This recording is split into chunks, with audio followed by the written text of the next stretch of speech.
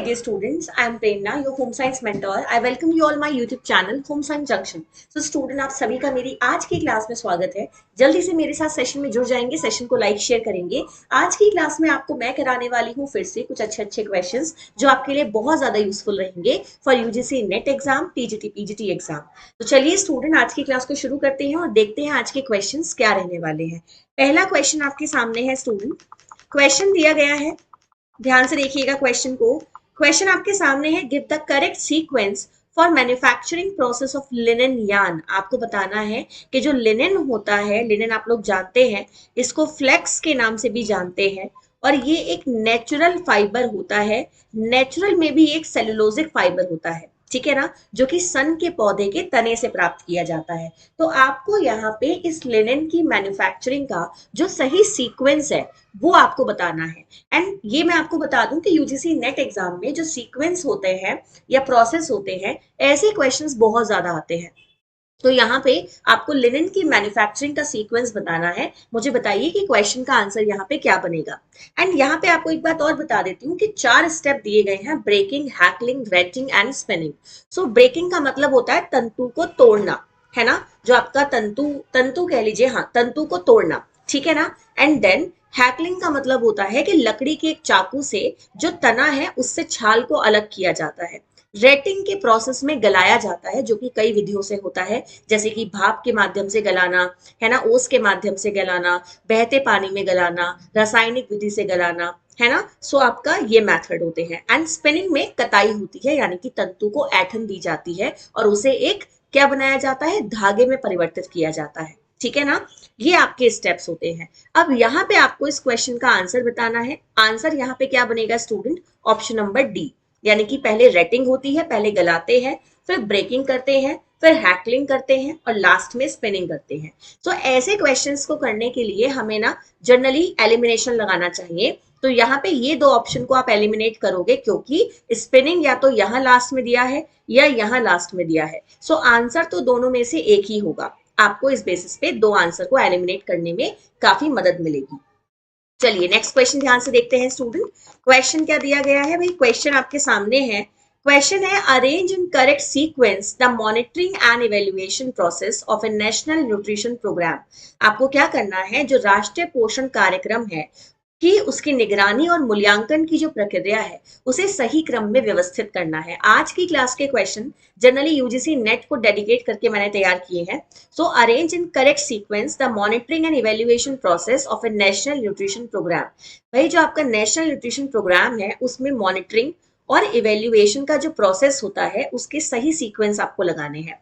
Option ध्यान से देखिएगा, develop a structure for the analysis, determine key indicators for the evaluation and monitoring, write up the findings and conclusion, identify pattern, trends and possible interpretation, and collect information on the indicators। ठीक है ना, ये आपके options हो गए हैं student English में। अब एक बार क्वेश्चन के आंसर्स को हिंदी में देख लीजिएगा, तो आपको हिंदी वाले जो आपके जो वर्ड्स हैं वो भी अच्छे से समझ में आ जाएंगे। सो राष्ट्रीय पोषण कार्यक्रम की निगरानी और मूल्यांकन प्रक्रिया को सही क्रम में व्यवस्थित करें, विश्लेषण के लिए एक संरचना विकसित करें, मूल्यांकन और निगरानी प्रक्रिया के लिए प्रमुख संकेतक निर्धारित करें, निष्कर्ष और निष्कर्ष लिखें, यानी कि आपके जो भी निष्कर्ष, आप एक बार समझ सकते हैं इसको कि निष्कर्ष लिखें, एंड पैटर्न, प्रवृत्तियों और संभावित व्याख्याओं को पहचानें एंड संकेतकों पर जानकारी एकत्रित करें। सो अब आपने हिंदी एंड इंग्लिश दोनों ही फॉर्म में क्वेश्चंस को देख लिया है। अब मुझे बताइएगा कि क्वेश्चन का आंसर यहाँ पे क्या बन सकता है, ठीक है। तो एक बार क्वेश्चन के कूट देख लीजिएगा एंड कूट के बेसिस पे आपको अंदाजा हो जाएगा कि आंसर हमारा यहाँ पे क्या बनेगा। तो देखिए स्टूडेंट, कोड्स आपके सामने दिए गए हैं एंड मुझे बताइए कि आंसर यहाँ पे हमारा क्या बनेगा। बताइए, सब लोग आंसर देंगे स्टूडेंट्स एंड बताएंगे कि क्वेश्चन का आंसर यहाँ पे क्या हो जाएगा। अब देखो जनरली ना एक पैटर्न अप्लाई होता है कि जब हम निष्कर्ष लिखते हैं, कंक्लूजन लिखते हैं, तो हमेशा निष्कर्ष लास्ट में लिखा जाता है। सो निष्कर्ष लास्ट में लिखा जाता है, ऐसा कौन सा ऑप्शन है स्टूडेंट, ऑप्शन नंबर बी है।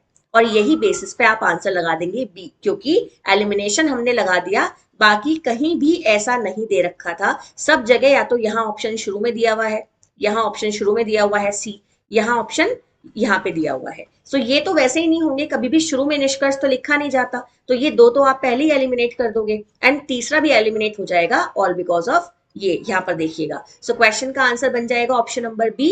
एक बार ध्यान से देखेंगे, ये आपका आंसर हो जाएगा। तो सबसे पहले आप क्या करोगे, विश्लेषण के लिए एक संरचना विकसित करोगे। फिर आप क्या करोगे स्टूडेंट, फिर आपको क्या करना है, संकेतकों पर जानकारी एकत्रित करनी है, ठीक है। उसके बाद आप क्या करेंगे, मूल्यांकन और निगरानी प्रक्रिया के लिए प्रमुख संकेतकों का निर्धारण करेंगे। फिर आप क्या करेंगे, पैटर्न, प्रवृत्तियों और संभावित व्याख्याओं को पहचानेंगे, और उसके बाद आप निष्कर्ष लिख देंगे।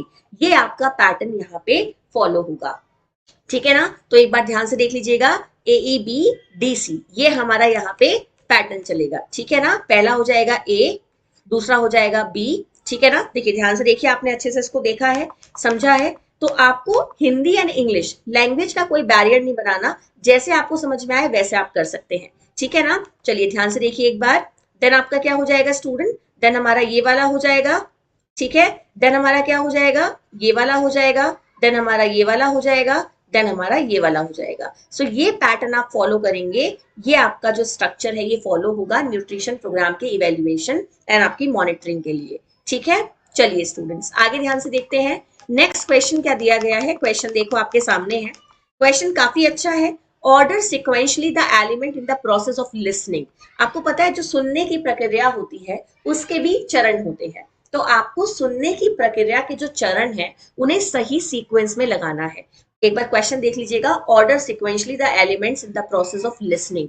आपके सामने ऑप्शन दिए हुए हैं, आपको बताना है कि आंसर यहाँ पे क्या बनेगा। तो बताइए स्टूडेंट क्या बनेगा यहाँ पे आंसर। पहले इंग्लिश वाले स्टूडेंट देख लीजिएगा क्वेश्चन को, देन हिंदी वाले बच्चों को मैं क्वेश्चन दिखा दूंगी जिससे कि सब लोग आंसर कर सके, ठीक है ना। तो एक बार इंग्लिश वाले बच्चों ने क्वेश्चन आई होप देख लिया होगा, एक बार हिंदी वाले बच्चे क्वेश्चन को देखेंगे एंड मुझे बताएंगे कि आंसर हमारा यहाँ पे क्या हो जाएगा। अगर आप सुनने की प्रक्रिया के तत्वों की बात करते हैं तो क्रम में उन्हें कैसे लगाएंगे, क्या स्टेप्स हमें फॉलो करने होते हैं जब हम क्या कर रहे होते हैं, लिसनिंग प्रोसेस को अप्लाई कर रहे होते हैं, ठीक है ना, कि हम सिर्फ क्या कर रहे हैं, सुन रहे हैं। बताइए क्वेश्चन का आंसर यहाँ पे क्या हो जाएगा स्टूडेंट, ऑप्शन नंबर बी आपका यहाँ सही आंसर हो जाएगा। पहले आप प्राप्त करेंगे, फिर समझेंगे, फिर उसका मूल्यांकन करेंगे, फिर उसे याद रखेंगे और फिर उसको लेकर आप प्रतिक्रिया देंगे। ये आपका यहाँ पे सही आंसर होगा। पहले रिसीव करोगे, फिर समझोगे, फिर मूल्यांकन करोगे, फिर याद रखोगे, फिर उसके लिए आप क्या करोगे, प्रतिक्रिया को दोगे। सो ये आपका यहाँ पे पैटर्न फॉलो होगा, ठीक है ना। एक बार ध्यान से देख लीजिएगा स्टूडेंट, इंग्लिश में भी मैं आपको दिखा देती हूँ आंसर क्या बन जाएगा। एक बार देख लीजिए अच्छे से, receiving, understanding, evaluating, remembering and responding. ये आपका यहाँ पे सही आंसर हो जाएगा, receiving, understanding, evaluating, remembering and responding, ठीक है। चलिए आगे बढ़ते हैं स्टूडेंट, नेक्स्ट क्वेश्चन ध्यान से देखते हैं। क्वेश्चन आपके सामने है भाई, देखो अच्छे से क्वेश्चन क्या दिया गया है, the 5 steps planning process arrange sequentially is. आपको बताना है कि जो 5 चरणों वाली नियोजन प्रक्रिया है उसको क्रमबद्ध रूप को आपको व्यवस्थित करना है। ऑप्शंस आपके सामने हैं, पहले इंग्लिश वाले बच्चे ऑप्शंस को देख लीजिएगा, फिर हिंदी वाले बच्चे देखेंगे एंड मुझे बताएंगे कि क्वेश्चन का आंसर यहाँ क्या हो जाएगा। सो आपके सामने ऑप्शन दिए गए हैं student, pre planning, prioritising, analysing, designing and implementing. बताइएगा क्वेश्चन का आंसर यहाँ पे क्या हो जाएगा। सारे ऑप्शंस को एक बार अच्छे से देखो जो इंग्लिश वाले दिए गए हैं, ठीक है। अच्छे से एक बार ऑप्शंस को देख लीजिए स्टूडेंट एंड बताइए मुझे आंसर यहाँ क्या बनेगा। एंड एक बार स्टूडेंट आप हिंदी वाले बच्चे भी ऑप्शन को देख लीजिएगा कि आपके इस 5 चरणों वाली नियोजन प्रक्रिया का जो क्रमबद्ध रूप है कैसे आप व्यवस्थित करोगे, क्या बनेगा आपके क्वेश्चन का सही आंसर यहाँ पे। बताइए सब लोग बताएंगे स्टूडेंट्स कि क्वेश्चन का आंसर यहाँ पे क्या हो जाएगा। ध्यान से देखो, क्वेश्चन का सही आंसर बनेगा यहाँ पे ऑप्शन नंबर बी, यानी कि पूर्व नियोजना, विश्लेषण, प्राथमिकता, डिजाइन और कार्यान्वयन। ये आपका यहाँ पे सही पैटर्न जो है वो लागू होगा।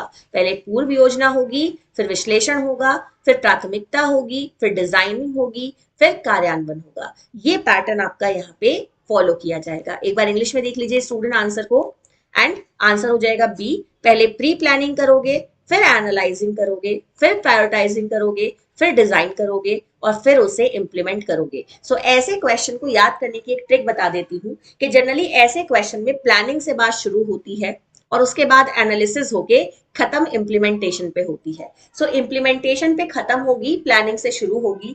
ये चीज आप याद कर लीजिएगा, इस चीज से आपको बहुत ज्यादा हेल्प हो जाएगी अपने क्वेश्चन को सॉल्व करने के लिए। सो कहती हूं मैं हमेशा आप लोगों से कि हर क्वेश्चन के लिए कोई ना कोई कीवर्ड अवेलेबल होता है। ये वही कीवर्ड्स है जो मैं आपको सिखा रही हूँ। क्वेश्चन देखिएगा, क्वेश्चन आपके सामने है, क्वेश्चन दिया गया है, क्वेश्चन को अच्छे से देखेंगे। ठीक है, क्वेश्चन देखिएगा स्टूडेंट अच्छे से, क्या दिया गया है, identified the correct sequence of prenatal development. आपको बताना है स्टूडेंट जो गर्भावस्था होती है, जो प्रीनेटल डेवलपमेंट है, उसके आपको सीक्वेंस लगाना है, उसके जो आपके अलग अलग आपका जो टाइम पीरियड होता है प्रीनेटल पीरियड में, उसको आपको सीक्वेंस में लगाना है। तो ये आपका आज का नेक्स्ट क्वेश्चन है। बताइए मुझे कि क्वेश्चन का आंसर यहाँ पे क्या बनेगा। एक बार ऑप्शन देख लीजिएगा एंड मुझे बताइए स्टूडेंट के क्वेश्चन का आंसर यहाँ पे क्या हो जाएगा। प्रीनेटल पीरियड का सीक्वेंस आपको लगाना है, जो प्रीनेटल पीरियड वाला डेवलपमेंट होता है उसका। तो आप लोग प्रेगनेंसी के बारे में बाकी सारी चीजें जानते हैं, 20 डेज की होती है, 40 वीक्स की होती है, 9 मंथ की होती है एंड 3 ट्राइमेस्टर्स होते हैं। यहाँ पे आपको इन सीक्वेंस को लगाना है। एक बार हिंदी में भी ऑप्शन ध्यान से देख लीजिए एंड मुझे बताइएगा कि क्वेश्चन का आंसर यहाँ पे क्या हो जाएगा। देखिए क्वेश्चन अच्छे से देख लीजिएगा, क्वेश्चन का आंसर बनेगा option number B.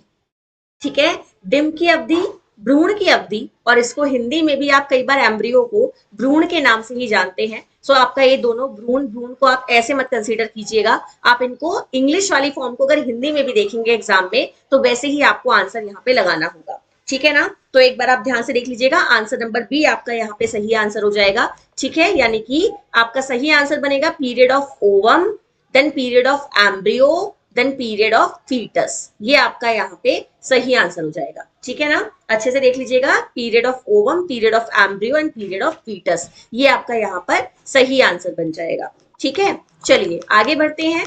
Next question ध्यान से देखते हैं स्टूडेंट, क्वेश्चन क्या दिया गया है। क्वेश्चन आपके सामने है, CIP रेफर्स टू। आपको बताना है कि CIP की फुल फॉर्म क्या होती है। बताइए स्टूडेंट्स, आपको बताना है कि जो CIP है इसकी फुल फॉर्म क्या होती है। CIP रेफर्स टू, क्या बनेगा हमारे क्वेश्चन का सही आंसर, बताइए बताइए, जल्दी से सोचिएगा कि क्वेश्चन का आंसर क्या बनेगा। जो CIP है उसकी फुल फॉर्म क्या होती है स्टूडेंट, इसकी फुल फॉर्म होती है क्लीन इन प्लेस सिस्टम। ठीक है जी, क्या होती है, क्लीन इन प्लेस सिस्टम। जब फूड या बेवरेजेस इंडस्ट्री में फूड की या बेवरेजेस की प्रोसेसिंग होती है, सो जितने भी इक्विपमेंट यूज होते हैं, चाहे वो पाइपलाइन हो, चाहे वो ब्लेंडर्स हो, चाहे वो मिक्सर्स हो, चाहे वो ऑटोक्लेव हो, चाहे वो प्रेशर कुकर्स हो, जितने भी इक्विपमेंट यूज होते हैं उनकी क्लीनिंग के लिए आपका ये वर्ड यूज किया जाता है क्लीन इन प्लेस सिस्टम। यानी कि जो उस समय पे जितने भी आपके इक्विपमेंट्स यूज हो रहे हैं सबको ऑन द स्पॉट क्लीन करना, ये क्लीन इन प्लेस सिस्टम आपका कहलाता है एंड ये फूड सर्विस मैनेजमेंट से रिलेटेड है। ठीक है ना, चलिए आगे ध्यान से देखते हैं स्टूडेंट, नेक्स्ट क्वेश्चन क्या दिया गया है। भाई क्वेश्चन आपके सामने है, क्वेश्चन अच्छे से देखो। Apparel made in a manner which continues to be fashionable over a long period of time is known as। आपको बताना है स्टूडेंट, आपका क्वेश्चन अच्छे से देख लीजिएगा कि इस तरह से तैयार किया गया परिधान जो लंबे समय तक फैशन में बना रहता है क्या कहलाता है। आपको बताना है कि एक ऐसा परिधान स्टूडेंट जिसको आपने इस तरह तैयार किया है कि वो लंबे समय तक ट्रेंड में रहता है, फैशन में रहता है, उसे किस नाम से जाना जाता है, ये आपको बताना है। सो मुझे बताइए क्वेश्चन का आंसर यहाँ पे क्या बनेगा। बताइए स्टूडेंट, एक ऐसा फैशन जो कि लंबे समय तक स्टूडेंट क्या रहता है, लंबे समय तक एक फैशन में बना रहता है, वो पॉपुलैरिटी में रहता है, ऐसे फैशन को हम किस नाम से जानते हैं। क्या बनेगा क्वेश्चन का आंसर, क्लासिक फैशन के नाम से जानते हैं, है ना। जो फैशन कभी आउट नहीं होता, फॉरएवर चलता रहता है, उसको क्लासिक फैशन कहते हैं। लाइक सिल्क की साड़ियां, है ना, blue jeans, white shirt, black jeans, सबके आपको वार्डरोब में देखने के लिए मिलती है ना। चलिए, एंड जैसे कि फ्लैट स्लीपर्स भी हो सकते हैं, क्योंकि आप अगर ऑर्नामेंट्स के बारे में बात करेंगे, ज्वेलरी के बारे में बात करेंगे, एसेसरीज के बारे में बात करेंगे, सो वो भी फैशन में इंक्लूडेड होती है ना। नेक्स्ट क्वेश्चन देखिएगा, the main cause of child labour in India is. आपको बताना है कि भारत में बाल श्रम का प्रमुख कारण क्या है। बताइए स्टूडेंट्स, भारत में बाल श्रम का प्रमुख कारण क्या है, ये आपको बताना है। Peer pressure, media influence, poverty, children love to work. बताइएगा क्वेश्चन का आंसर यहाँ पे क्या बनेगा। जो भारत में बाल श्रम हो रहा है उसका प्रमुख कारण क्या हो सकता है, ये आपको बताना है स्टूडेंट्स। तो मुझे बताइए क्वेश्चन का आंसर यहाँ पे क्या हो जाएगा। बताइए भाई जल्दी से, क्वेश्चन का सही आंसर यहाँ पे क्या होगा स्टूडेंट? क्वेश्चन का सही आंसर बनेगा पावर्टी, यानी कि इसका मुख्य कारण है गरीबी। ठीक है, ध्यान से देख लीजिए स्टूडेंट, क्वेश्चन का सही आंसर बनेगा गरीबी, यानी कि गरीबी की वजह से जो चाइल्ड लेबर है इंडिया में वो ज्यादा होता है। ठीक है, चलिए आगे बढ़ते हैं। नेक्स्ट क्वेश्चन ध्यान से देखते हैं स्टूडेंट, क्वेश्चन क्या दिया गया है भाई, क्वेश्चन देखो अच्छे से, क्वेश्चन आपके सामने है। The best example for a positive reinforcement in learning is, reinforce करना जानते हो ना, पुनर्बलन जानते हो ना, कि किसी को किसी काम को करने के लिए मोटिवेट करना। वो मोटिवेशन पॉजिटिव मोटिवेशन है तो आउटकम भी पॉजिटिव होंगे, वो मोटिवेशन नेगेटिव है तो आउटकम भी नेगेटिव होंगे। यानी कि आप किसी को रिवॉर्ड देते हो जब किसी काम के लिए, तो वो रेनफोर्स करता है उसके काम को, यानी कि उसको और मल्टीप्लाई करना, किसी की पॉजिटिव चीज को और पॉजिटिव बनाने के लिए आपको पॉजिटिव रेनफोर्समेंट का यूज करना पड़ता है। जैसे कि एक टीचर क्या करता है, क्लास में जो बच्चा अच्छी परफॉर्मेंस लेकर आता है उसकी क्लास में तारीफ करता है, उसे गिफ्ट देता है, उसको कोई ना कोई प्राइज दिया जाता है, तो वो एक पॉजिटिव रेनफोर्समेंट है, जिससे कि बाकी बच्चों को ये मोटिवेशन मिले कि वो भी उतने अच्छे से पढ़ाई करें। सो आपका क्वेश्चन है the best example for a positive reinforcement in learning is, learning में आपको बताना है कि पॉजिटिव रेनफोर्समेंट इनमें से कौन सा रहेगा। बताइए स्टूडेंट्स, क्या बनेगा क्वेश्चन का सही आंसर? एंड देखिए, जो पॉजिटिव रिन्फोर्समेंट है उसमें पॉजिटिव फीलिंग्स होती हैं, कभी भी नेगेटिव फीलिंग नहीं होगी। बच्चे को डांटना, थुतकारना, मारना, ये कभी पॉजिटिव रिन्फोर्समेंट नहीं हो सकता, ये it is always a negative reinforcement. So आपको पॉजिटिव रिन्फोर्समेंट ढूंढना है, सो आंसर भी पॉजिटिव लगाना होगा। क्वेश्चन का सही आंसर क्या बनेगा? वर्बल प्रेज, यानी कि मौखिक रूप से आप बच्चे की प्रशंसा कीजिएगा, गिफ्ट मत दीजिएगा। आप उसे ना डांटिए ना उसको दूसरे बच्चों से कंपेयर कीजिएगा, क्योंकि उससे और बच्चों में हीन भावना का विकास होता है। सो आपको कंपेयर नहीं करना है किसी भी एक बच्चे को दूसरे बच्चे से, आपको उसे सिर्फ वर्बली उसकी थोड़ी तारीफ करनी है, उसको उसके अच्छे काम के लिए प्रोत्साहन देना है। ठीक है ना, चलिएगा आगे नेक्स्ट क्वेश्चन ध्यान से देखते हैं स्टूडेंट, क्या दिया गया है। क्वेश्चन भाई आपके सामने है, देखो the best type of soil suitable for construction is, आपको बताना है निर्माण के लिए उपयुक्त मिट्टी का सबसे अच्छा प्रकार क्या हो सकता है। बताइए क्वेश्चन का आंसर यहाँ पे क्या हो जाएगा student? The best type of soil suitable for construction is, क्या होगा हमारे क्वेश्चन का सही आंसर, ये आपको बताना है। बताइए क्वेश्चन का आंसर यहाँ पे क्या हो जाएगा? The best type of soil suitable for construction is filled soil, soft soil, rock soil, Sandy soil. बताइए क्वेश्चन का आंसर यहाँ पे क्या हो जाएगा स्टूडेंट? क्वेश्चन का सही आंसर होगा यहाँ पे रॉक सॉइल। ठीक है, ये आपका यहाँ पे सही आंसर बन जाएगा। ओके, चलिए। एंड कई बार आपको देखने के लिए मिल सकता है कि कहीं और ऑप्शन में ये ऑप्शन ना दिया गया हो, तो फिर आपको उन गिवन ऑप्शंस के आधार पे अपने आंसर को चूज करना पड़ता है। ओके, चलिए आगे बढ़ेंगे। नेक्स्ट क्वेश्चन देखते हैं, this is my favourite type of question, so this is a assertion reason question. ठीक है, असर्शन रीजन क्वेश्चंस में आपका एक कथन होता है, एक अभिकथन होता है, एक कारण होता है, और आपको उसे क्या करना होता है? रिलेट करना होता है। अब मैंने आपको पहले भी बताया है कि असर्शन रीजन के क्वेश्चन हमेशा दो कैटेगरी में आते हैं। या तो ऐसे ऑप्शंस दिए होते हैं ए सही है आर गलत है, आर सही है ए गलत है, ए और आर दोनों गलत है, ए और आर दोनों सही है। या तो आपको ये देखने के लिए मिलेगा, या फिर आपको क्या देखने के लिए मिलता है? ए सही है आर गलत है पर आर ए की सही व्याख्या है, ए सही है आर सही है और आर ए की सही व्याख्या नहीं है, ए सही है आर गलत है और आर ए की क्या है? अपूर्ण व्याख्या है। इस तरीके से आपका दिया होता है। तो ऐसे आपके स्टेटमेंट आपको देखने के लिए मिलते हैं। एक बार क्वेश्चन देखिएगा, some risk factor for myocardial infarction can not be modified, family history, ethnicity and age can not be changed. Codes दिए गए हैं आपके सामने। अब बताइए क्वेश्चन का आंसर यहाँ पे क्या बनेगा? मायोकार्डियल इंफ्रैक्शन के लिए कुछ जोखिम कारकों को संशोधित नहीं किया जा सकता, पारिवारिक इतिहास, जातीयता और उम्र को बदला नहीं जा सकता। अब यहाँ पे पहले ये जानना जरूरी है कि मायोकार्डियल इंफ्रैक्शन का अनदर नेम क्या है। ये ध्यान रखिएगा, जो मायोकार्डियल इंफ्रैक्शन है उसका अनदर नेम होता है स्टूडेंट व्हाट? क्या होता है?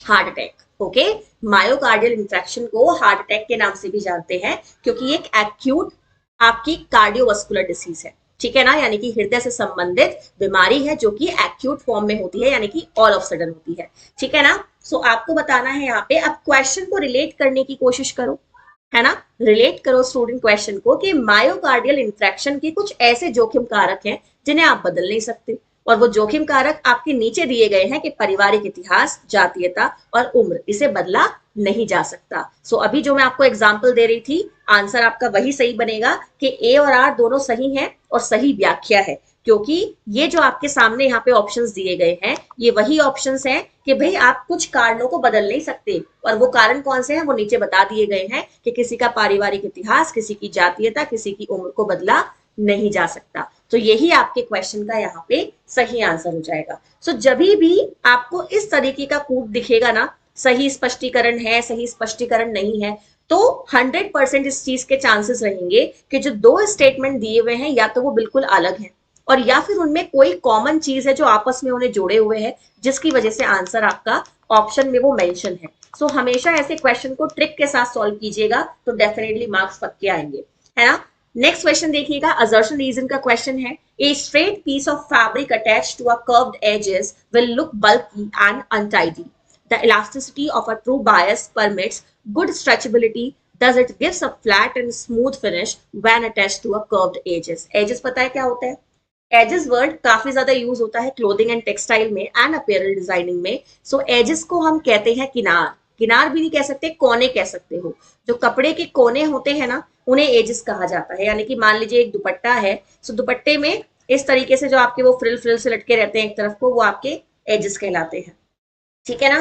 क्वेश्चन का आंसर बताइए यहाँ पे क्या बनेगा, एंड फिर मैं हिंदी वाले बच्चों को क्वेश्चन दिखाऊंगी, सेम क्वेश्चन है, एंड वो भी बताएंगे मुझे कि क्वेश्चन का आंसर यहाँ पे क्या हो जाएगा। तो बताइए भाई क्या बनेगा क्वेश्चन का सही आंसर। क्वेश्चन देखो अच्छे से, एंड क्वेश्चन को एक बार हिंदी में भी देखो। चलो, हिंदी में है, घुमावदार किनारे से जुड़े कपड़े का एक सीधा टुकड़ा भारी और गंदा दिखाई देता है। एक सच्चे पूर्वाग्रह की लोच अच्छी खिंचाव योग्यता की अनुमति देती है। इस प्रकार घुमावदार किनारे से जुड़ी होने पर यह फ्लैट और चिकनी खत्म हो जाती है। बताइएगा क्वेश्चन का आंसर यहाँ पे क्या बनेगा। एंड जब ऐसी वाली हिंदी होती है तो क्वेश्चन को समझना बड़ा डिफिकल्ट होता है। सो ऐसे में इंग्लिश वाले क्वेश्चन को समझ के आपको आंसर डेफिनेटली देना चाहिए। बहुत ज्यादा टाइम एग्जाम में उस हिंदी को समझने में नहीं लगाना चाहिए जो आपके पल्ले नहीं पड़ने वाली, क्योंकि एग्जाम में भी ना अगर आप देखोगे तो आपको गूगल ट्रांसलेटर की हिंदी ही प्रदान की जाती है आजकल, और आप उसी में उलझे रह जाते हो, क्योंकि ना तो वो हिंदी होती है प्योरली और ना वो इंग्लिश ही होती है प्योरली। ठीक है, क्वेश्चन का आंसर यहाँ क्या बनेगा, ए और आर दोनों सही है, ठीक है ना। क्वेश्चन देख लिया आपने, अब चलो आपको आंसर समझाती हूँ। क्वेश्चन देखो क्या कहता है, a straight piece of fabric attached to a curved edges will look bulky and untidy. अगर आप एक कपड़ा जो कि सीधा कपड़ा है, फ्लैट कपड़ा है, उसको उसके किसी कर्व एजेस पे, यानी कि जहां से वो आपका क्या हो रहा है, रोटेट हो रहा है, कर्व एजेस पे उसे क्या कर दोगे, टाई अप कर दोगे, ठीक है ना, उसे बांध दोगे, तो वो इस तरीके से हो जाएगा। तो वो कैसा लगेगा, बल्कि लगेगा ना, नीचे से ऐसे फूला फूला चौड़ा चौड़ा मोटा लगेगा, है ना। The elasticity of A true bias permits good stretchability. और जब आप उसको क्या करोगे, उसको एक कर्व एज पे बांधोगे तो स्ट्रेचेबिलिटी खुद बढ़ जाएगी, क्योंकि आप उसे एक कॉर्नर पे बांध रहे हो, और उससे आप क्या कर सकते हो, बाद में एक फ्लैट और एक स्मूथ फिनिश को आप क्या कर सकते हो, क्रिएट कर सकते हो। सो अगर आप कपड़े को डायगनली पकड़ते हैं तो स्ट्रेचेबिलिटी इंक्रीज हो जाती है, इसलिए जब उसे एजेस से पकड़ा जाएगा, एक डायमेंशन से पकड़ा जाएगा, सो वो इस तरीके से आपका नीचे गिर जाएगा। जनरली आपने शॉप पे दुपट्टे भी टंगे हुए देखे होंगे, वैसे उसी तरीके का आपका ये क्वेश्चन है, ठीक है। चलिए नेक्स्ट क्वेश्चन ध्यान से देखते हैं। क्वेश्चन क्या दिया गया है भाई, अगेन असर्शन रीजन का क्वेश्चन आ गया। Home science has developed as an applied science discipline with greater relevance to individual from birth to death. Reason कहता है, home science draws principles and content from various sciences subject and applies them to solve the problem of individuals throughout their life। बताइए question का answer यहाँ पे क्या बनेगा। Question देखो भाई अच्छे से, एंड एक बार मैं आपको इसको हिंदी में पढ़ के बता देती हूँ।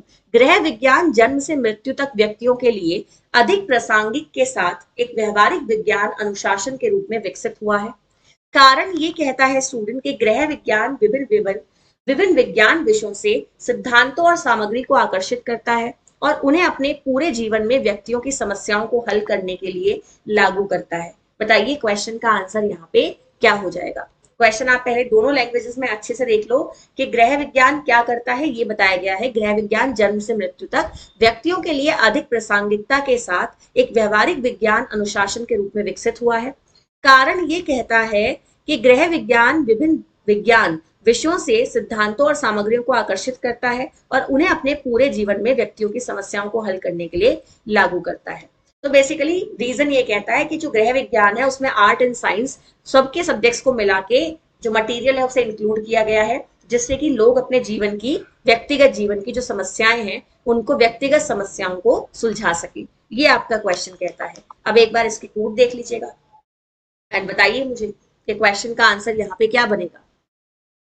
बताओ भाई, क्वेश्चन देखो अच्छे से, कूट आपको मैंने शो कर दिए हैं। क्वेश्चन देख लीजिए एक बार हिंदी में, क्वेश्चन देख लीजिए एक बार फिर से इंग्लिश में, एंड आपको बताना है कि क्वेश्चन का आंसर यहाँ पे क्या हो जाएगा। ठीक है, क्वेश्चन आपने दोनों लैंग्वेजेस में देख लिया है स्टूडेंट्स। अब एक बार इसके आंसर्स को देखो और मुझे बताओ कि आंसर यहाँ पे क्या बनेगा। ठीक है, सीधे से समझ में आ रहा है कि आंसर आपके क्वेश्चन का क्या हो जाएगा। Both A and R correct and R is the correct explanation of A. ये बिल्कुल सही आंसर बनेगा आपका। क्यों ऐसा बनेगा स्टूडेंट, उसके पीछे है रीजन कि जो आपका गृह विज्ञान है वो सही बात है कि वो आपके पूरे बर्थ से लेके डेथ तक आपको सारी चीजों के बारे में बताता है। हर चीज से संबंधित आपके अनुशासन उसमें शामिल है, चाहे वो भोजन से संबंधित हो, चाहे कपड़े से संबंधित हो, चाहे वो आपके जीवन के पहलुओं से संबंधित हो, चाहे प्रसार से संबंधित हो, चाहे रोजगार से संबंधित हो। प्लस उसमें जो मटेरियल इंक्लूड किया गया है, जो उसका स्टडी मटेरियल है, वो वेरियस ब्रांचेस ऑफ साइंस से इंक्लूड करके बनाया गया है ना। सो यही आपका यहाँ पे सही आंसर हो जाएगा। चलिए आगे बढ़ते हैं। अगेन असर्शन रीजन का क्वेश्चन है, ध्यान से देखते हैं। Planning is a good interior is the successful integration of beauty, expressiveness and functionalism. Reason कहता है a sofa very comfortable to sit, expressing the owner's personality and adding beauty to the room is an example for a good interior selection. बताइए question का answer यहाँ पे क्या हो जाएगा। Question भाई अच्छे से देख लो कि भाई क्या है, एक अच्छे इंटीरियर की योजना बनाना सुंदरता, अभिव्यक्ति और कार्यात्मकता का सफल एकीकरण है। ठीक है ना। और जबकि रीजन कहता है एक सोफा बैठने के लिए बहुत आरामदायक है, तो मालिक के व्यक्तित्व को व्यक्त करना और कमरे में सुंदरता जोड़ना एक अच्छे इंटीरियर के चयन के लिए एक उदाहरण है। बताइए स्टूडेंट्स, क्वेश्चन का आंसर यहाँ पे क्या बनेगा। क्वेश्चन को दोनों लैंग्वेजेस में देख लो पहले, हिंदी वाले बच्चे देख लो, देन मैं क्वेश्चन को एक बार फिर से इंग्लिश में शो कर दूंगी। सो इंग्लिश वाले बच्चे भी क्वेश्चन को देखेंगे अच्छे से। चलिए अब मुझे बताइए क्वेश्चन का आंसर यहाँ पे क्या हो जाएगा। देखिए क्वेश्चन को समझिएगा अच्छे से। क्वेश्चन का सही आंसर यहाँ पे क्या बनेगा स्टूडेंट्स, बताओ। चलो कोड देख लो अच्छे से एक बार एंड बताओ आंसर यहाँ पे क्या बनेगा। बताइए स्टूडेंट्स। देखिए क्वेश्चन का सही आंसर बनेगा, दोनों ए और आर सही है। क्यों बनेगा, ध्यान से देखो। चलो इसलिए बनेगा, एक अच्छे इंटीरियर की योजना बनाने में सुंदरता, अभिव्यक्ति और कार्यात्मकता का सफल तौर पे चयन होता है। ये बात बिल्कुल सही है। अगर एक सोफा बड़ा कंफर्टेबल है, उस पे उसका जो मालिक बैठा है बड़ा अच्छा लग रहा है, उसे सूट कर रहा है, बहुत सुंदरता बढ़ा रहा है घर की, तो ऑब्वियस सी बात है कि वो उसकी पर्सनैलिटी को भी इनहेंस करेगा और एक अच्छा इंटीरियर घर के अंदर क्रिएट करेगा। सो दोनों बातें सही है ना। अगर आपको अच्छी डेकोरेशन करनी है घर में, आपको अच्छे से कुछ इंटीरियर डेकोरेशन को प्लान करना है, तो ये जरूरी है कि आप इंटीग्रेशन बिठाएं, आप एक यूनिटी क्रिएट करें ब्यूटी, एक्सप्रेसिवनेस और फंक्शनलिज्म के बीच में, कि जो चीज आप डेकोरेशन के लिए यूज कर रहे हो सुंदर भी होनी चाहिए, आपकी पर्सनैलिटी को व्यक्त करने वाली होनी चाहिए, कि भाई जो डेकोरेशन है वो ऐसी हो कि जो घर का मालिक है उसके बारे में एक्सप्रेस वाली जो फीलिंग आ रही है, एक्सप्रेस करने वाला जो एक फील है, वो हर चीज से आपका पता चलना चाहिए। कि घर में घुसते ही पता चले कि घर का जो मालिक है वो कैसे नेचर का है, क्या पर्सनैलिटी हो सकती है, क्या थॉट प्रोसेस है। एंड फंक्शनलिज्म मतलब भाई ऐसा नहीं है कि सजावट के लिए चीजें रख दी लाके एंड उनका कोई कार्य ही नहीं है, वो सिर्फ सजाने के लिए रखी हुई है, कोई फंक्शनैलिटी नहीं है, आप किसी चीज के लिए उसे यूज नहीं कर सकते। ऐसा भी नहीं होना चाहिए। सेम एज अगर एक सोफा है, काफी कंफर्टेबल है, सो उसका जब मालिक उस पर बैठेगा तो उसकी पर्सनैलिटी और ज्यादा अच्छी लगेगी। प्लस ऐसा सोफा आपके घर में और आपके इंटीरियर को बेटर बनाएगा, आपके घर को सुंदर दिखाएगा। ठीक है। सो आई होप आपको अब आंसर तो समझ में आ गया होगा कि क्या होने वाला था यहाँ पे। ठीक है ना। चलिए आगे ध्यान से देखते हैं नेक्स्ट क्वेश्चन क्या दिया गया है। भाई क्वेश्चन अगेन असर्शन रीजन का क्वेश्चन है, ध्यान से देखो। भाई क्वेश्चन दिया गया है प्रेस्बायोपिया। ठीक है, presbyopia is an age related visual impairment which is commonly experienced by middle-aged individuals. Presbyopia is caused only in females. In the context of the above statements, which one of the following is correct? दो statement दिए गए हैं student, आपको बताना है कौन सा correct है। सो पहला स्टेटमेंट कहता है कि जो प्रेस्बायोपिया है एक उम्र से संबंधित दृश्य हानि है जो आमतौर पर मध्य आयु वर्ग के व्यक्तियों द्वारा अनुभव की जाती है। बेसिकली प्रेस्बायोपिया के बारे में मैं आपको एक दो बातें बता दूं कि ये आपकी वो एबिलिटी होती है जो लॉस हो जाती है कि आपको जैसे जैसे एज बढ़ती जाती है तो आपको पास का दिखना कम हो जाता है ना। सो ये वही वाली आपकी डिसेबिलिटी कह लीजिए, एक लॉस ऑफ विजन कह लीजिएगा कि आपको पास का जो नहीं दिखता है। तो प्रेसबायोपिया एक उम्र से संबंधित दृश्य हानि है। तो ये बात तो सही हो गई, दृश्य हानि तो है ही, जो आमतौर पर मध्य आयु वर्ग के व्यक्तियों द्वारा अनुभव की जाती है। प्रेसबायोपिया केवल महिलाओं में होता है। उपरोक्त कथनों के संदर्भ में बताइए कि निम्नलिखित में से कौन सा सही है। तो बताइए स्टूडेंट, अब ये तो मैंने ही आपको बता दिया कि जो प्रेसबायोपिया है ये एक आई डिसऑर्डर है जिसमें पास का विजन लॉस होने लग जाता है ना। बताइए, अब एक बार कोड देख लीजिएगा क्वेश्चन के एंड मुझे बताइएगा कि क्वेश्चन का आंसर यहाँ पे क्या हो जाएगा। ठीक है जी, बताओ। सच्चा झूठा लाए हम आपके लिए यहाँ पे, तो बता दो कौन सच्चा है कौन झूठा है। बताओ भाई स्टूडेंट्स, क्वेश्चन का आंसर यहाँ क्या हो जाएगा स्टूडेंट, कि ए तो देखो बिल्कुल करेक्ट है क्योंकि प्रेसबायोपिया एक आई डिसऑर्डर है, बट ये सिर्फ महिलाओं में होता है ऐसा बिल्कुल नहीं है। यही आपका क्या है स्टूडेंट, एक यहाँ पे रॉन्ग स्टेटमेंट है। ओके, चलिए आगे बढ़ते हैं। नेक्स्ट क्वेश्चन ध्यान से देखते हैं। क्वेश्चन क्या दिया गया है भाई, अब देखो ये है आपका favourite section textile. And textile में इस तरीके के टर्म एग्जाम में बहुत ज्यादा पूछे जाते हैं। तो पहले तो मैं आपको बता दूं कि ये मैच द लिस्ट वाले क्वेश्चन है। दो लिस्ट दी गई है, लिस्ट 1 लिस्ट 2, दोनों को मैच करना है। नीचे कूट दिए गए हैं, वो भी आपको भी दिखा दिए जाएंगे, बट पहले आप इंग्लिश और हिंदी में अच्छे से अपने जहन में क्वेश्चंस को उतार लीजिएगा। सो तांचोई, टांगली, पाठथानी एंड कांजीवरम, 4 नाम दिए गए हैं। इन चारों नामों के बारे में मैं आपको एक चीज बता देती हूँ कि ये चारों हैं क्या। ये चारों किसी ना किसी तरीके की साड़ी है। ओके, अब एक बात का ध्यान रखना, आपके लिए आंसर लगाना इजी हो जाएगा कि जो चारों नाम यहाँ पे दिए गए हैं, तांचोई, तांगली, पाठथानी एंड कांजीवरम, ये क्या है स्टूडेंट, ये सारी की सारी एक तरीके की साड़ियां हैं। ये सब साड़ी के नाम है, ये मैं आपको बता देती हूँ। अब ये सब साड़ी के नाम है तो आपको बस इतना करना है, इन साड़ियों को इनकी जगह से मैच कर देना है कि आखिर ये साड़ी कौन सी कहाँ तैयार होती है।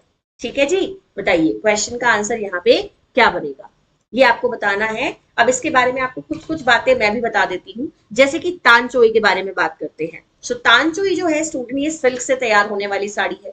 ठीक है ना, इतना ध्यान रखिएगा, जो तानचोई है वो सिल्क से तैयार होने वाली साड़ी है। ठीक है, जो आपकी तंगेल है, तंगेल के बारे में अगर हम बात करते हैं स्टूडेंट, तो ये भी अगेन आपकी सिल्क की बनने वाली हैंडलूम की साड़ी है जिसे हाथ से बनाया जाता है। मैं पाठथानी की बात करती हूँ स्टूडेंट, तो ये भी आपकी क्या है, एक साड़ी है। एंड कांजीवरम की बात करती हूँ, सो अगेन ये भी आपकी एक साड़ी है। एंड आपको इन्हें मैच करना है एंड बताना है क्वेश्चन का आंसर क्या बनेगा। सो कूट एक बार अच्छे से देख लीजिएगा एंड क्वेश्चन का सही आंसर मुझे बताइए कि क्या हो जाएगा। ओके जी, ये आपका थोड़ा सा फॉर्मेटिंग में गड़बड़ी हो गई। ए वाला आंसर ये वाले हैं, बी वाले ये वाले हैं, सी वाले ये वाले हैं एंड डी वाले ये वाले हैं। अब जरा मैच कर लेना, बाल को संभाल लो थोड़ा सा। ठीक है, ये तो कॉमन सी बातें हैं, ऐसी होती रहती है। बड़े बड़े शहरों में छोटी छोटी बातें नहीं, छोटे छोटे शहरों में बड़ी बड़ी बातें, जो भी होता है खैर। ध्यान से देखो। सो क्वेश्चन समझना है, सारी की सारी साड़ी है, ये तो क्लियर है ना बिल्कुल। सो सारी ये साड़ी है ना। एक आपने सुना भी होगा ना, नारी है कि सारी है कि सारी ही की नारी है, ऐसा कुछ करके एक आपने सुना होगा, काफी एक कोट पहले यूज होता था। सो क्वेश्चन का आंसर बनेगा ऑप्शन नंबर सी। एंड ध्यान से देख लीजिएगा, आंसर क्या हो जाएगा आपका, जो तानचोई है ये कहाँ की साड़ी है स्टूडेंट, ये गुजरात की साड़ी है। गुजरात में भी सूरत में तैयार की जाती है। ठीक है, एंड तंगेल, तंगेल कहाँ की है स्टूडेंट, बंगाल की है। पठानी की अगर मैं बात करती हूँ तो वो महाराष्ट्र की है। एंड कांजीवरम की बात करती हूँ तो वो तमिलनाडु की है। ठीक है ना, आई होप आपको क्वेश्चन समझ में आ गया होगा। एक बार फिर से ध्यान से देख लीजिएगा स्टूडेंट कि क्वेश्चन का आंसर आपका क्या बनेगा। अगर आप इसको अच्छे से देखेंगे, जो तानचोई है स्टूडेंट, ये कहाँ की है, ये आपकी गुजरात की है। ठीक है ना, तंगेल की बात करते हो तो ये बंगाल की है। आप पठानी की बात करते हो तो ये महाराष्ट्र की है। एंड कांजीवरम तमिलनाडु की है। सीक्वेंस याद रखिएगा। एंड ये काफी इंपॉर्टेंट क्वेश्चन है, रिपीटेड क्वेश्चन है, इसको अच्छे से याद कर लीजिए फॉर यूजीसी नेट एग्जामिनेशन। चलिए आगे देखते हैं। नेक्स्ट क्वेश्चन क्या दिया गया है, क्वेश्चन आपके सामने है। आपको लीडर्स को उनके स्टाइल से मैच करना है। देखो चारों यहाँ पे जो दिए गए हैं वो लीडर्स की कैटेगरी है एंड आपको उन लीडर्स की कैटेगरी को उनके बिहेवियर या उनके स्टाइल से मैच करना है। अगेन इंपॉर्टेंट क्वेश्चन है ये यूजीसी नेट के लिए। सो मुझे बताइए आंसर यहाँ पे क्या बनेगा। देखो 4 तरीके के लीडर है, डेमोक्रेटिक, ऑटोक्रेटिक एंड आपका जो लेजी फेजी टाइप के होते हैं एंड पैटर्नलिस्टिक। सो मुझे बताइए आंसर यहाँ पे क्या बनेगा। ठीक है, डेमोक्रेटिक आप समझ ही सकते हैं वर्ड कहाँ यूज होता है। एक आपके ऑटोक्रेटिक है ना, एक आपके लेजी फेज टाइप के हैं एंड पैटर्नलिस्टिक है। इनके बिहेवियर को आपको मैच करना है, तो आपको आंसर समझते ही आपको खुद ही पता चल जाएगा कि उनका नेचर कैसा होता है। तो मुझे आपको लीडर्स को समझाने की जरूरत नहीं पड़ेगी, क्योंकि जैसे आप आंसर को मैच करोगे आपको लीडर की कैटेगरी के बारे में पता चल जाएगा कि लीडर कैसा होता है। ठीक है जी, बताइए क्वेश्चन का आंसर यहाँ पे क्या हो जाएगा? बताओ बताओ, जल्दी बताओ, क्वेश्चन का आंसर बताओ। बताइए स्टूडेंट्स, क्वेश्चन का आंसर यहाँ पे क्या होगा भाई? क्वेश्चन देखो अच्छे से, क्वेश्चन को समझो पहले। तो देखो क्वेश्चन में लीडर्स हैं और उनके स्टाइल है। सिंपल सा फंडा है, लीडर और उनके स्टाइल को मैच करना है। आंसर हो जाएगा ऑप्शन नंबर सी, यानी कि जो डेमोक्रेटिक लीडर होता है वो सहभागिता वाला होता है। ठीक है, इतना ध्यान रखिएगा। दूसरा जो निरकुंश वाला आपका लीडर होता है वो सत्तावादी लीडर होता है, ऑटोक्रेटिक, है ना, सत्तावादी, अपनी सत्ता जताने वाला।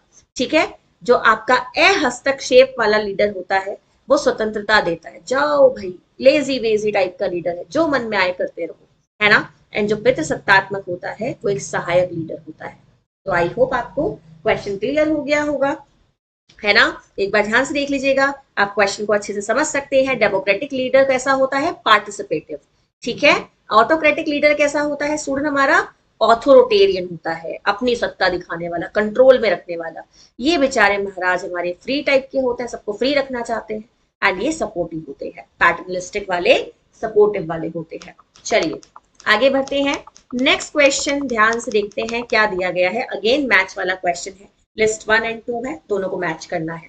एक तरफ बीमारी दी गई है, एक तरफ आपको उसके ये बताया गया है। देखो एक तरफ सिम्टम है और एक तरफ उसकी डिसीज है। सो कंडीशंस एंड डिसीज दोनों को मैच करना है। इधर साइड कंडीशंस दी गई हैं, उधर साइड डिसीज दी गई है, आपको उन्हें कर देना है मैच। तो ऑप्शंस दिए गए हैं, asides, oedema, ketosis, haematuria, weight loss. बताइए क्वेश्चन का आंसर यहाँ पे क्या बनेगा? बताओ भाई। एंड हेमेचूरिया का मतलब जानते हो ना, जब आपका यूरिन में ब्लड आने लग जाता है तो उस कंडीशन को हेमेचूरिया कहते हैं। ओके, बताइए मुझे क्वेश्चन का आंसर यहाँ पे क्या हो जाएगा? ठीक है जी, क्वेश्चन समझ लो अच्छे से एंड आंसर बताते जाओ कि आंसर यहाँ पे क्या हो जाएंगे। आई होप आपने अच्छे से देख लिया होगा ये। अब एक बार क्वेश्चन का कोड भी देख लीजिएगा, हिंदी में पूरा क्वेश्चन देख लीजिएगा। ठीक है, एंड उसके बाद मैं आपको कोड विजिबल करूंगी एंड आप मुझे बताएंगे कि आंसर हमारा यहाँ पे क्या हो जाएगा। ठीक है जी, क्वेश्चन अच्छे से देख लिया है एक बार। अब एक बार आप इसके कोड को देखिएगा। आंसर आपका यहाँ पे हो जाएगा ऑप्शन नंबर डी। ठीक है, सो सबसे पहले क्या है? असाइड्स है, जिसे जलोदर के नाम से भी जानते हैं। और असाइड्स का सीधा कनेक्शन होता है लिवर डिसीज से, ये आप ध्यान रखिएगा। फिर आपके पास दूसरा ऑप्शन क्या आता है स्टूडेंट? शोफ आता है। ये किससे कनेक्टेड होता है? कंजेक्टिव हार्ट प्रॉब्लम से रिलेटेड होता है ना। देन किटोसिस आता है। किटोसिस तो बिल्कुल कोई भी बता देगा बड़ी आसानी से कि किटोसिस किससे संबंधित होता है। बताओ भाई। किटोसिस सीधा संबंधित है आपके, कहा जाएगा भाई, मधुमेह से संबंधित है ना। जो रक्त में है किससे संबंधित है? आपके गुर्दे की पथरी से। हेमेचूरिया कहाँ देखने के लिए मिलता है? गुर्दे की पथरी में, है ना। वजन कम होना किससे संबंधित है? एनोरेक्सिया नर्वोसा से संबंधित है। और आपका ऑप्शन नंबर डी यहाँ पे सही आंसर हो जाएगा। ठीक है, चलिए एक बार क्वेश्चन को इंग्लिश वाले बच्चों को बता देती हूँ। असाइड्स को आप लीवर डिसीज से रिलेट करेंगे। अडीमा की अगर आप बात करेंगे स्टूडेंट, तो देखो अच्छे से समझते जाओ। अडीमा की अगर आप बात करोगे तो ये आ जाएगा आपका कंजेस्टिव हार्ट फेलियर से। कीटोसिस किससे रिलेटेड होता है स्टूडेंट? डायबिटीज से रिलेटेड होता है। हेमेचूरिया आपका रिलेटेड होता है रीनल डिसीज से। एंड वेट लॉस होता है एनोरेक्सिया नर्वोसा से। ये पैटर्न आपका यहाँ पे फॉलो हो जाएगा। ठीक है जी, चलिए आगे बढ़ते हैं। नेक्स्ट क्वेश्चन ध्यान से देखते हैं स्टूडेंट क्या दिया गया है। क्वेश्चन आपके सामने है भाई, अगेन मैचिंग वाला क्वेश्चन है। तो एक तरफ दी गई है one wall kitchen, parallel wall, L shape, V shape. आपको इन्हें मैच करना है। बताओ क्वेश्चन का आंसर क्या बनेगा? पहले इंग्लिश में देख लो क्वेश्चन, फिर हिंदी में देख लेना क्वेश्चन को, देन आंसर बताना कि आंसर यहाँ पे क्या हो जाएगा। बताओ भाई। One wall kitchen, parallel wall kitchen, L shape kitchen and V shape kitchen. आपको इनकी क्वालिटीज को मैच करना है। मुझे बताओ कि आंसर यहाँ पे क्या बनेगा। बताइए स्टूडेंट्स। वन वॉल किचन, समानांतर दीवार, एल शेप और आपका वी शेप। बताइए। अब आप हिंदी में क्वेश्चन को देख लीजिए एक बार एंड मुझे बताइएगा कि क्वेश्चन का आंसर यहाँ पे क्या हो जाएगा। ठीक है, पहले एक बार हिंदी में ऑप्शंस को अच्छे से एनालिसिस कर लो, देन मैं आप लोगों को स्टूडेंट्स के कोड दिखाऊंगी एंड आपको इसका आंसर मुझे बताना पड़ेगा। बताइए बताइए, जल्दी बताइए। देख लिया आप लोगों ने अच्छे से कूट, सब लोगों ने देख लिए होंगे। अब चलो एक बार इसके आंसर की बात कर लेते हैं। ठीक है जी, एक सेकेंड रुकिएगा, हम एक बार इसके आंसर को देख लेते हैं। कोड आपके सामने दिए गए हैं, मुझे बताइए कि आंसर यहाँ पे क्या बनेगा। बताओ भाई, क्या लगता है आपको यहाँ पे आंसर। एंड ये क्वेश्चन काफी ट्रिकी होते हैं करने के लिए, क्योंकि इनमें कूट मैच करने होते हैं। एंड जहां जहां कूट मैच करने होते हैं वहां वहां कई बार गड़बड़ होने के चांसेस हमारे बने रहते हैं। ठीक है ना। सो एक बार आपने कूट देख लिया अच्छे से, आंसर हो जाएगा ऑप्शन नंबर सी। ठीक है, ध्यान से देख लीजिएगा, क्वेश्चन का आंसर हो जाएगा ऑप्शन नंबर सी। चलिए आपको मैं एक बार कूट को मैच करके दिखा देती हूँ। ठीक है, पहले हिंदी वाले बच्चे देखेंगे। सो वन वॉल किचन जो होती है स्टूडेंट, ये वो किचन होती है आपकी जो 3 निकटवर्ती दीवारों में से प्रत्येक पर एक प्रमुख रसोई उपकरण होता है। ठीक है ना। अगर हम बात करते हैं आपके समानांतर दीवार की, तो समानांतर दीवार वो होती है जो 2 प्रमुख उपकरण, एक और तीसरी आसन्न दीवार होती है। ठीक है। अगर हम बात करते हैं एल आकार की किचन की, तो यहाँ पे 2 प्रमुख रसोई आपके जो उपकरण है वो एक साथ होते हैं और तीसरा विपरीत दीवार पे होता है। अगर हम बी आकार की बात करते हैं, तो सिंक, रेफ्रिजरेटर और किचन रेंज एक दीवार में होते हैं। ठीक है ना। इस तरीके से आपका क्वेश्चन का आंसर यहाँ पे बन जाएगा। ठीक है, क्वेश्चन को एक बार इंग्लिश में देखेंगे। चलिए ध्यान से देखिएगा, वन वॉल किचन में क्या देखने के लिए मिलता है student, one major kitchen appliances on each of 3 adjusting walls. ठीक है ना। पैरेलल वॉल की बात करते हैं student, so 2 major appliances, 1 and 3rd adjusting walls. L shape की बात करते हैं, सो 2 मेजर किचन आपके जो अप्लायंसेस होते हैं, 1 and 3rd on opposite wall. And V shape की बात करते हैं तो sink, refrigerator, kitchen range and 1 wall. ठीक है ना। ये आपका यहाँ पे सही आंसर बन जाएगा। ठीक है, क्वेश्चन को एक बार अच्छे से देख लेंगे, आंसर आपका यहाँ पे हो जाएगा ऑप्शन नंबर सी। ठीक है जी। चलिए आगे ध्यान से देखते हैं, नेक्स्ट क्वेश्चन को देखते हैं। ऐसे क्वेश्चन इजीली समझ में नहीं आते, एक बार क्वेश्चन को दोबारा गो थ्रू जरूर होइएगा, जिससे आपको अच्छे से आंसर क्लियर हो सके। ठीक है जी। नेक्स्ट क्वेश्चन आपके सामने है, failure of the closure of neural tube leads to serious birth disorder called. Neural tube के बंद होने की विफलता से गंभीर जन्म विकार कहा जाता है।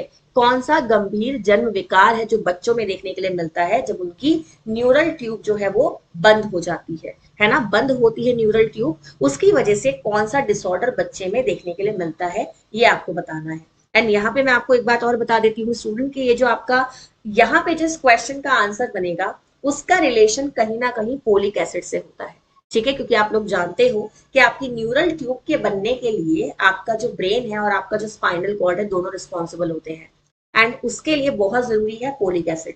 डाइट में फोलिक एसिड का होना उसके लिए बहुत जरूरी है। जो एक गर्भवती माता है उसे फोलिक एसिड वाली डाइट देनी चाहिए जिससे ये प्रॉब्लम क्रिएट ना हो। एंड क्वेश्चन का सही आंसर बनेगा स्पाइना बिफिडा। ध्यान से देख लीजिएगा, क्वेश्चन का सही आंसर हो जाएगा स्पाइना बिफिडा। स्पाइना बिफिडा का मतलब क्या होता है, ये एक तरीके का ऐसा डिसऑर्डर है स्टूडेंट जिसमें बच्चे की न्यूरल ट्यूब बंद होती है, जिसकी वजह से उसकी स्पाइन पे असर पड़ता है, यानी कि उसकी रीढ़ की हड्डी पे असर पड़ता है। ठीक है ना। एंड उसका जो पीछे पोर्शन होता है उस पर आपको इस तरीके की गुठली से देखने के लिए मिलेगी। ओके, चलिए नेक्स्ट क्वेश्चन ध्यान से देखते हैं स्टूडेंट। क्वेश्चन क्या दिया गया है हमारे सामने। Okay, arrange the correct sequence for the manufacturing of felted fabrics. अब पहले तो ये समझ लो कि फेल्टेड फैब्रिक का सीक्वेंस आपको लगाना है। और फेल्टेड फैब्रिक होते क्या है, जब हम 2 प्रोसेस को स्किप कर देते हैं, यानी कि ना स्पिनिंग होगी ना वीविंग होगी, डायरेक्ट फाइबर से फैब्रिक बनेगा। जनरली हम कौन सा पैटर्न अप्लाई करते हैं, पहले फाइबर आता है, फिर कताई होती है, फिर धागा बनता है, फिर बुनाई होती है, फिर कपड़ा बनता है, फिर परिसज्जा होती है, फिर हमारा गारमेंट बनता है। ये प्रोसेस फॉलो होता है ना। बट यहाँ पे फेल्टिंग मेथड में, जो कि वूल में ज्यादातर यूज किया जाता है, ऊन में ज्यादातर यूज किया जाता है, यहाँ पे डायरेक्ट फाइबर से फैब्रिक बना दिया जाता है with the help of temperature, with the help of pressure, with the help of steam, है ना। सो ताप, दाब, दबाव के द्वारा आप डायरेक्ट धागे से कपड़ा बना देते हैं, नहीं रेशे से कपड़ा बना देते हैं। ठीक है ना, इसको फेल्टिंग मेथड कहते हैं। अब एक बार ऑप्शन देख लीजिएगा, फेल्ट मेथड बनाने का सीक्वेंस अरेंज करना है। ओके जी, ऑप्शंस देख लीजिए ध्यान से। इंग्लिश वाले बच्चे देखो, फिर हिंदी वाले बच्चे देखो और बताओ कि आंसर यहाँ पे क्या हो जाएगा। ठीक है, अब एक बार हिंदी में देखो अच्छे से, बताओ भाई जल्दी से, आंसर लगाने शुरू करो अपने अपने। एंड एक बार पहले कूट अच्छे से मैच कर लो एंड अपने आंसर अपनी नोटबुक पे एक बार अरेंज कर लो कि भाई क्या क्या स्टेप आप लगाना चाहोगे, पहले क्या आएगा बाद में क्या आएगा। फिर आपको एक बार कूट दिखा दिए जाएंगे तो आप उससे मैच करके अपने आंसर को जनरेट कर सकते हैं। ओके, क्वेश्चन का सही आंसर हो जाएगा यहाँ पे ऑप्शन नंबर ए। ठीक है, अच्छे से देख लो एक बार, क्वेश्चन का आंसर बनेगा आपका ऑप्शन नंबर ए। ठीक है ना, इसको एक बार समझेंगे अच्छे से। सबसे पहले हम क्या करते हैं, जो बैटरियों पर गर्म पानी छिड़क कर समान रूप से फैलाते हैं। ठीक है ना, ये आपका पहला स्टेप हो जाता है। दूसरे स्टेप में आप क्या करते हो स्टूडेंट, तंतुओं को दबाने के लिए रोलर से पास करते हो। ठीक है ना, तीसरे स्टेप के लिए आप क्या करते हो, शीर्ष रोलर को दोलन गति के साथ बैट पर रखते हो। देन उसके बाद आपका फोर्थ स्टेप हो जाता है दबाव डाले, जो नमी और गर्मी के साथ मिलकर क्या है, बनाता है। ठीक है ना, कपड़े को तैयार करता है। एक बार क्वेश्चन को इंग्लिश में भी देखेंगे एंड आपको और आइडिया लग जाएगा क्वेश्चन के आंसर का। आंसर हो जाएगा आपका स्टूडेंट ऑप्शन नंबर ए। सबसे पहले आपको क्या करना है, सबसे पहला स्टेप है spread the batts evenly by sprinkle warm water over them. Then second option है pass the rollers to press the fibre. अब ध्यान से देखना, पहले आपने यूज किया है गर्म पानी, है ना, फिर आपने रोलर के बीच से पास किया है।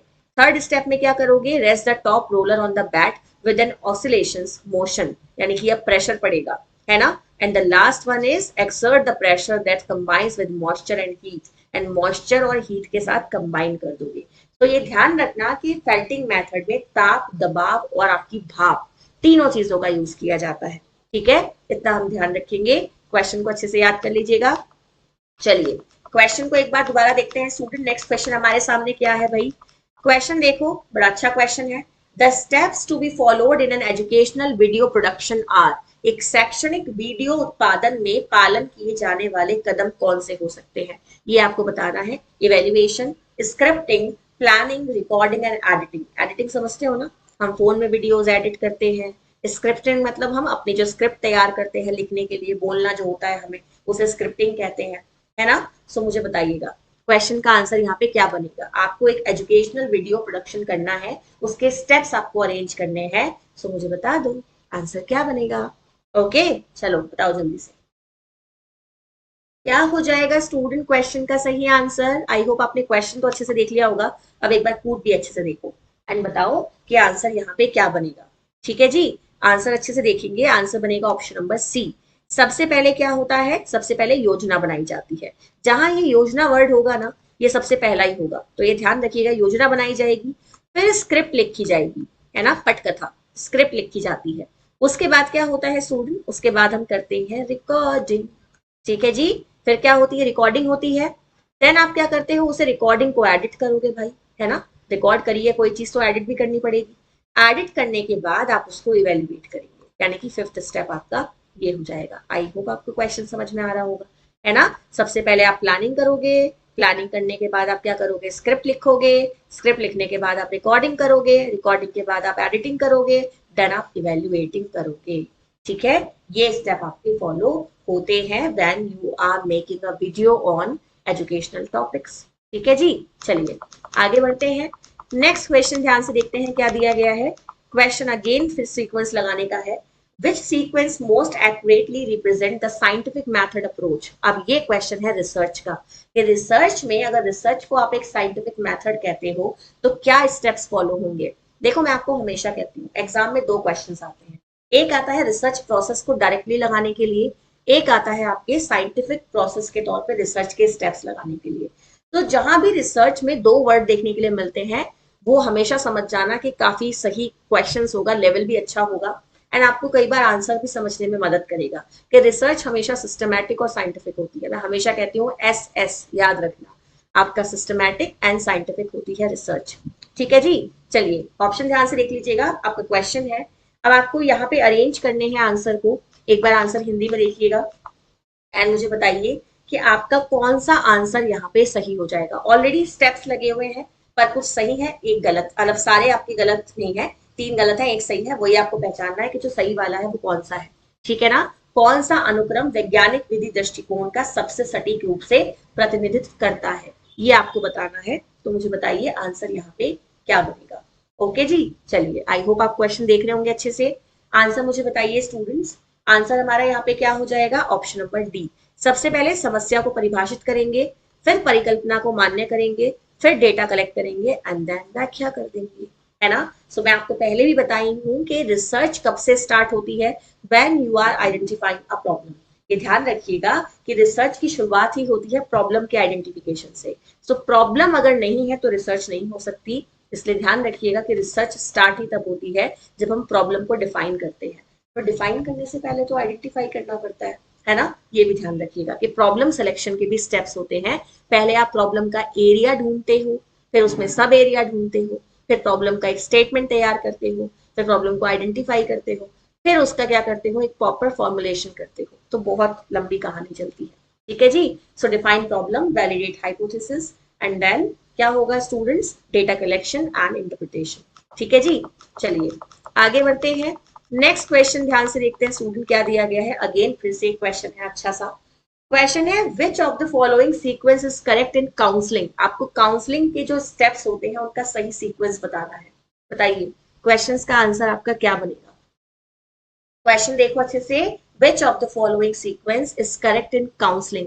परामर्श में निम्नलिखित में से कौन सा सही क्रम है। आपको काउंसलिंग करनी होती है किसी ना किसी को, तो काउंसलिंग के लिए कौन से स्टेप्स फॉलो होते हैं, इनमें से आपको वो सही कोड लगाना है कि कौन सा होगा। बताइए क्या बनेगा क्वेश्चन का सही आंसर। बताओ भाई स्टूडेंट्स, जल्दी से बता दो क्वेश्चन का आंसर यहाँ पे क्या बनेगा। Okay, which of the following sequence is correct in counselling. Question का सही आंसर बनेगा ऑप्शन नंबर ए। पहले फर्स्ट कांटेक्ट होता है, फिर इंटरव्यू लिया जाता है, फिर इंटरवेंशन दी जाती है, फिर फॉलो अप होता है। ठीक है, पहले आप क्या करोगे, संपर्क करोगे व्यक्ति से, फिर उसका इंटरव्यू लोगे, उससे बातचीत करोगे, फिर आप उसे बताओगे कि क्या करेक्शन वो कर सकता है, क्या संशोधन कर सकता है, एंड देन उसी प्लान को फॉलो अप करते रहोगे।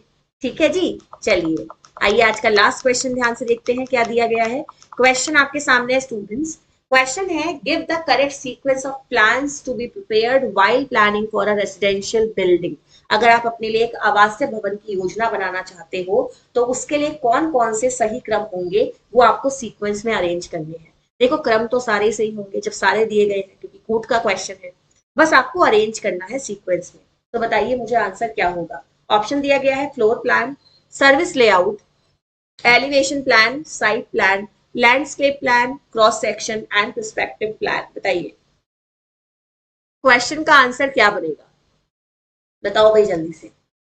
एंड ये मैंने ऑलरेडी अपने बैचेस में अच्छे से एक्सप्लेन भी किए हुए हैं सारे के सारे जो आपके प्लान्स होते हैं, है ना। सो मुझे बताइए कि आवासीय भवन, आपकी जो आवासीय भवन की योजना है उसे बनाते समय इनमें से जो योजना का सही क्रम फॉलो किया जाता है वो कौन सा क्रम होता है। आई होप आपने क्वेश्चन देख लिया होगा अच्छे से, एक बार कूट देखिएगा अच्छे से, आंसर बताइएगा मुझे क्या बनेगा। ओके जी।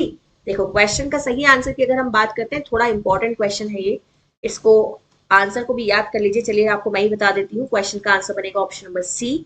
यानी कि यहाँ पे सबसे पहले आप क्या करेंगे स्टूडेंट, साइट प्लान बनाएंगे। साइट मतलब वो एरिया जहां पे आपको भवन का निर्माण करना है। ठीक है, फिर आप क्या करेंगे स्टूडेंट, तल योजना बनाएंगे। ठीक है, ये आपका सेकंड स्टेप हो जाएगा, ये आपका फर्स्ट स्टेप हो जाएगा। देन आप क्या करेंगे, सर्विस आपका लेआउट जो है वो तैयार करेंगे, है ना। उसके बाद आप क्या करेंगे स्टूडेंट, क्रॉस सेक्शन व्यू तैयार करेंगे, ये आपका फोर्थ स्टेप हो जाएगा। देन आप क्या करोगे, ऊंचाई वाला प्लान देखोगे, ये आपका फिफ्थ स्टेप हो जाएगा। ठीक है, फिर आप क्या करोगे, पर्सपेक्टिव आपकी योजना बनाओगे जो कि एक फोटोग्राफिक व्यू होता है आपके घर का, ये आपका सिक्स स्टेप हो जाएगा। एंड देन लैंडस्केप योजना बनाओगे जिसमें आपके घर की बाहर की सुंदरता के बारे में व्याख्या होगी कि भाई पेड़ पौधे कहाँ होने चाहिए, गैलरी में कहाँ पे क्या होना चाहिए, फ्रंट व्यू पे कैसे पेड़ लगे हुए होने चाहिए, ये सब लैंडस्केप प्लान में आ जाएगा। तो क्वेश्चन का आंसर बनेगा सी। एक बार ध्यान से देखो, सबसे पहले क्या होता है स्टूडेंट, सबसे पहले स्लाइड प्लान बनाया जाता है। साइट प्लान बनने के बाद हम फ्लोर प्लान तैयार करते हैं। फ्लोर प्लान तैयार करने के बाद आप क्या करते हो, सर्विस लेआउट तैयार करते हो, ये थर्ड स्टेप हो जाता है। ठीक है स्टूडेंट्स, देन आप क्रॉस सेक्शन व्यू तैयार करते हो, ये फोर्थ स्टेप हो जाता है। देन आप एलिवेशन तैयार करते हो कि बिल्डिंग्स की जो दीवारें हैं कितनी ऊंचाई पे रखनी है, तो ये आपका फिफ्थ स्टेप हो जाता है। ठीक है जी। सिक्स स्टेप में आप क्या करते हैं स्टूडेंट, आप एक पर्सपेक्टिव व्यू बनाते हैं जिससे आपको अपने घर का एक पिक्चर वाला फॉर्म पता चल जाता है कि फोटोग्राफिक व्यू दिख जाता है। एंड देन लास्ट में लैंडस्केप प्लानिंग की जाती है। ओके, सो ये थे स्टूडेंट आज की क्लास के हमारे कुछ अच्छे अच्छे क्वेश्चंस। आई होप ये क्वेश्चन यूजीसी नेट के बच्चों के लिए, बाकी एग्जाम्स के बच्चों के लिए काफी यूजफुल रहेंगे। एंड क्लास अच्छी लगी है तो लाइक शेयर जरूर कीजिएगा। रेगुलर मेरे साथ मेरी क्लासेस में जुड़ना ना भूलें, मेरे YouTube channel home science junction पे। सो स्टूडेंट, आप लोग जुड़ सकते हैं मेरे साथ टेलीग्राम पे @होम साइंस बाई प्रेरणा वर्मा। आपको मेरा टेलीग्राम मिल जाएगा, जहाँ पे आपको बहुत सारे नोट्स मैं प्रोवाइड करती रहती हूँ, एमसीक्यू प्रोवाइड करती रहती हूँ, एंड क्लासेस के लिंक्स भी आपको वहीं पे मिलते रहेंगे।